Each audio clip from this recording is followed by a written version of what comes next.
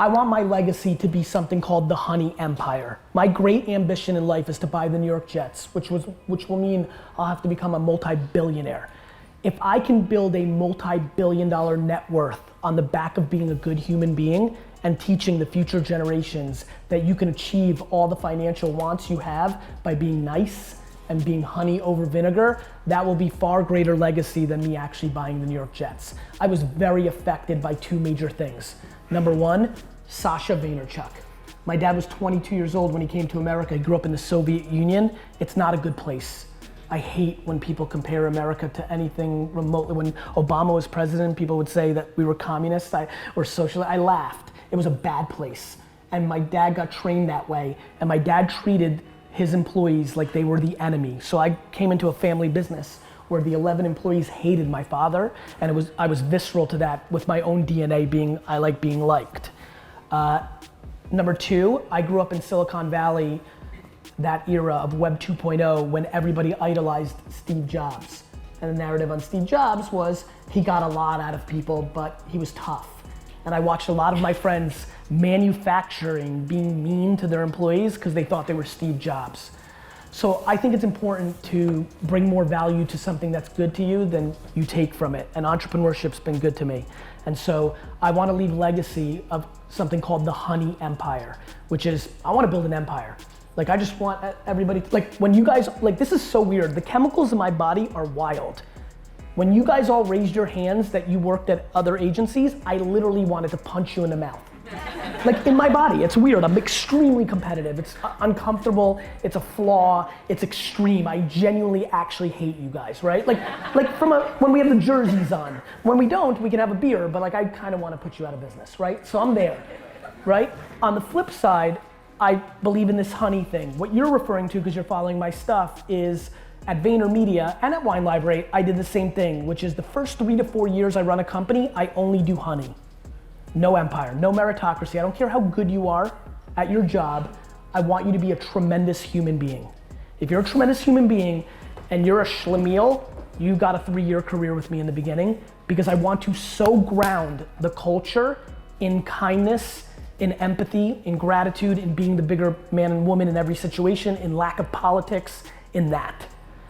When a company gets to about 6 or 7 years old, for me, and everybody can do it differently, kind of like, you know, I have a 7-year-old daughter. You start expecting different things from your 7-year-old. I have a 7 and a 4-year-old. You expect different things from your 7-year-old than you do from your 4-year-old.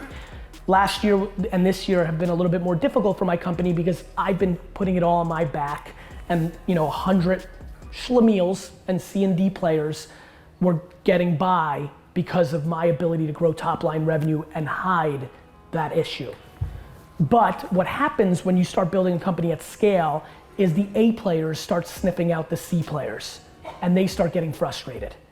If they're being equally treated and they're a winner, meritocracy and capitalism start to fail and you start having an issue. I keep a pulse on my businesses because I'm in it every day, and I felt that late last year, early this year was the time for us to make 30, 40 significant cuts that would set the tone that we were now on a different path. So yes, I do think the reason I'm able to scale monster businesses is because I give a shit about my people more than they care about me. I should. I laugh when my friends tell me, how do you get your employees to work as hard as you? You don't. The way you get them to work as hard as you is you give them equal economics to you, which is not what most owners want to do. So I only care about what my employees want in their lives. If they want money, great, I'll give them that. If they want work-life balance, great, they can work 9 to 5. Like, they want to be challenged, I'll move them department to department. I reverse engineer every single person one by one, and I try to figure out what they care about every day because it changes. Because 23-year-old Sally, who just moved from Alabama to be in the big city in New York, is gonna be a different woman in 6 years, and she's gonna want different stuff. And so, that's how I think about the Honey Empire. And it will be the great legacy I leave in the business world. When I write that book, when I put that narrative out, a lot of what Garyvee is that. A lot of stuff I don't show in my vlog in Garyvee that we've got in footage, which will be released in 10 years because it's now people's lives not on the line anymore. Well, I really do want to leave a big business legacy because I feel like I was gifted. I feel like I was naturally gifted. Most 12-year-olds aren't supposed to make $4,000 a weekend selling baseball cards. Like, I've got something. The same way an athlete has something, or an actress, or Beyonce, like I'm all time. Like I know it. Like you will tell people one day that you were here, I promise you. I'm going to be the biggest, most successful, best business person to come out of this generation. And I know there's real fancy people way ahead of me. I will catch them. That was the empire part. Number one, if you're the king or queen, a decision maker, give them 10, 15, 20%. Call their bluff, show them. Absorb the short-term business loss and have less family headaches for the rest of your life. If you're the kid and you're in year 7 or 8 and you're such a goddamn superstar, prove it. Show me. Show yourself. Enough. You couldn't convince them through 8,000 beers, dinners, family vacations. Move on. Means mom and dad is still hungry, still want to do it. Just because they're 63. I'm gonna be 84 years old and hungrier than all of you combined times 10. This is not an age thing. Hunger and ability is not an age thing. Like, I love when I talk about digital, like, yeah, grandpa doesn't get it. I'm like, yeah, but grandpa built a business. You have 64 Instagram followers. So this is not, you know, you know, just for the 20-year-olds, 30-year-olds, this is not like that. This is, you know, I don't want to amass all this attention on social media because my self-esteem is wrapped up in my likes. I want to buy the New York Jets. This is business. And I want to remind everybody on the recall of the first part, everything you're going to hear from me in the Q&A, in the fireside, I only believe in Facebook and Instagram influencers because it sells stuff. You know, like I'm thrilled to buy banner ads. I'm pumped to buy direct mail. I don't buy direct mail anymore because I can get the same people through Facebook with better data and customized content for an 1/8 to 15th of the price.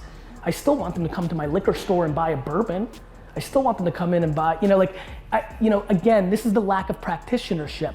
I'm farman Grandpa Rick in here than I am kid 22-year-old. I'm just far more that. To me, it's all practical. We've lived through 7-year bubble of good economy. Everybody under 29 to me hasn't tasted a punch in the mouth yet. And I don't trust a man until he gets punched directly in the face, right? So like things have been good. So like you think you're an influencer on Instagram and brands are gonna pay you, mazel tov, but wait till you see what happens when the world melts. If you do not believe in what you sell, you are out of business. A lot of you have jobs in here. How many people work at a B2B company right now in here, a vendor? If you do not believe in what you sell, you've lost. If your children's health depended on what you sell working, and you think, no, I don't want to do that because I know it doesn't work, but that's what pays my bills, you need to think about that. It's a losing formula. Everybody I've ever watched, 20, 30, 40, 50, 60, 70, 80 years old, has lost with this formula.